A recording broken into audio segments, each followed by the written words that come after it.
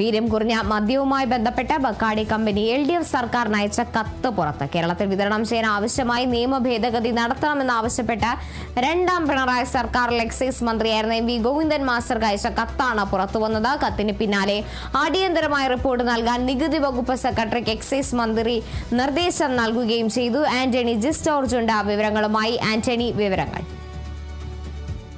വീര്യം കുറഞ്ഞ മദ്യവുമായി ബന്ധപ്പെട്ട വിവാദങ്ങൾ, നികുതി ഇളവ്, ബജറ്റിലെ ആ നിർദ്ദേശത്തിന് പിന്നാലെ അതിന്റെ വിവാദങ്ങളും തുടരുകയാണ്. ഇപ്പോൾ പുറത്തു വരുന്നത് ഈ ബക്കാടി കമ്പനി LDF സർക്കാരിന് അയച്ച കത്താണ്. ആ കത്തിൽ രണ്ടാം പിണറായി സർക്കാരിൽ എക്സൈസ് മന്ത്രിയായിരുന്ന MV ഗോവിന്ദൻ മാസ്റ്റർക്കാണ് ആ കത്ത് അയച്ചത്. കത്ത് അയക്കുന്നത് 2021 സെപ്റ്റംബർ 17 ആ കത്തിലെ പ്രധാനപ്പെട്ട ആവശ്യം എന്ന് പറയുന്നത് ഈ ബക്കാടി കമ്പനിയുടെ വീര്യം കുറഞ്ഞ മദ്യ ബ്രാൻഡുകളായ ബ്രീസർ, അതുപോലെ തന്നെ ബക്കാടി പ്ലസ് എന്നീ മദ്യങ്ങൾ കേരളത്തിൽ വിൽക്കാൻ അതിന് ചട്ട ഭേദഗതി വരുത്തണം എന്നാവശ്യപ്പെട്ടാണ് ഈ കത്ത് നൽകിയിരിക്കുന്നത്. അതായത് അവർ പറയുന്നത് ഇങ്ങനെയാണ്. അതായത് നിലവിലത്തെ ആ നിയമപ്രകാരം ഉണ്ടായിരുന്നത് 15% താഴെ ആൽക്കഹോളുള്ള കണ്ടന്റുള്ള അല്ലെങ്കിൽ ആൽക്കഹോളിന്റെ അംശമുള്ള മദ്യം, അത് ആ വിഭാഗത്തിൽ ബിയറിനും വൈനും മാത്രമാണ് വിൽപ്പന അനുമതി ഉള്ളത്. അതേസമയം ഈ ബക്കാടിയുടെ അന്തർദേശീയ ബ്രാൻഡായ ബ്രീസറിനും ഈ ബക്കാടി ബ്രീസറിന്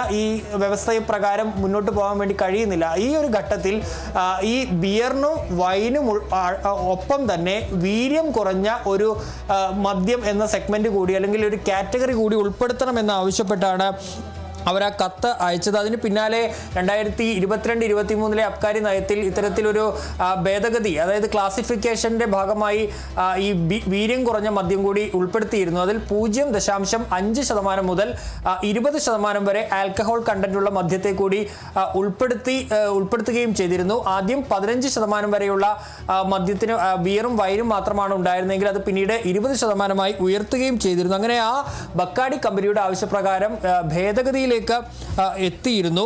ഏതായാലും അന്ന് ഈ ഭേദഗതി അല്ലെങ്കിൽ ഈ വിൽപ്പനാനുമതി തേടി ബക്കാടി കമ്പനി അയച്ച കത്തിലെ വിവരങ്ങൾ പുറത്ത് വരുമ്പോൾ അതിലെ വിചിത്രമായെങ്കിൽ അവരുടെ അഭിപ്രായങ്ങൾ ഇങ്ങനെയാണ്. സ്ത്രീ സൗഹൃദ ഉൽപ്പന്നം എന്ന നിലയിലാണ് ബക്കാടി ബ്രീസറും അതുപോലെ തന്നെ ബക്കാടി പ്ലസും ഉള്ളത്. അത് സ്ത്രീകൾ വളരെ താല്പര്യത്തോടെ ഉപയോഗിക്കുന്ന ഒരു മദ്യ ബ്രാൻഡാണ്. ഇത് ലഭ്യമല്ലാത്തതിനാൽ പല ഇവന്റുകളും അവരുടെ ഈ ഗോവ, പോണ്ടിച്ചേരി എന്നിവിടങ്ങളിലേക്കൊക്കെ കേരളത്തിൽ നിന്ന് മാറ്റുന്നുണ്ട്.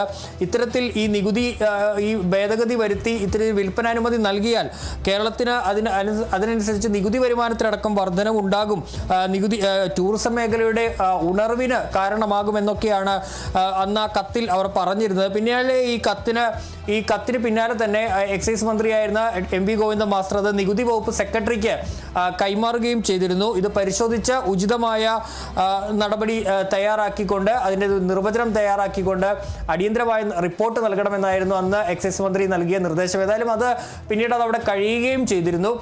ഏതായാലും അതിന് പിന്നാലെ വീണ്ടും ഒരു കത്തയച്ചു. അത് നികുതി ഇളവ് ആവശ്യപ്പെട്ടാണ്. അത് 2023 അത് അയക്കുന്നത് അന്ന് നികുതി വകുപ്പ് സെക്രട്ടറി ആയിരുന്ന രക്തൻ കേൽക്കറിനാണ്. അതിൽ ഈ നികുതി ഇളവ് വേണം എന്നുള്ളൊരു ആവശ്യമാണ് അവർ ഉന്നയിച്ചത്. അതിനു മുമ്പ് ഒന്നാം പിണറായി സർക്കാരിന്റെ കാലത്ത് അന്ന് TP രാമകൃഷ്ണൻ എക്സൈസ് മന്ത്രിയായിരുന്ന ഘട്ടത്തിലും ഒരു കത്ത് ഈ ബക്കാടി കമ്പനി അയച്ചിരുന്നു. അന്ന് അയച്ച കത്ത് എന്ന് പറയുന്നത് ഈ ബക്കോയിലടക്കം വിൽക്കാനുള്ള ടെൻഡറിൽ അതിന് അനുമതി നൽകണമെന്നാവശ്യപ്പെട്ടുള്ളൊരു കത്താണ് അന്ന് നൽകിയത്. പിന്നീടാണ് രണ്ടാമത് ഈ ഭേദഗതി ആവശ്യപ്പെട്ടത്. അതായത് ഈ ബിയർ, വൈൻ കാറ്റഗറിക്കൊപ്പം തന്നെ വീര്യം കുറഞ്ഞ മദ്യം എന്ന കാറ്റഗറി കൂടി ഉൾപ്പെടുത്തി ഈ എക്സൈസ് ചട്ടം ഭേദഗതി ചെയ്യണമെന്ന് ആവശ്യപ്പെട്ട് ഈ കത്ത് നൽകിയത്. ഏതായാലും കത്തുകൾ ഓരോന്നായി പുറത്തു വരുമ്പോൾ ബക്കാടി കമ്പനി ഇതിന് 2017 മുതൽ ഈ ആവശ്യവുമായി പുറകെ തന്നെയുണ്ട്.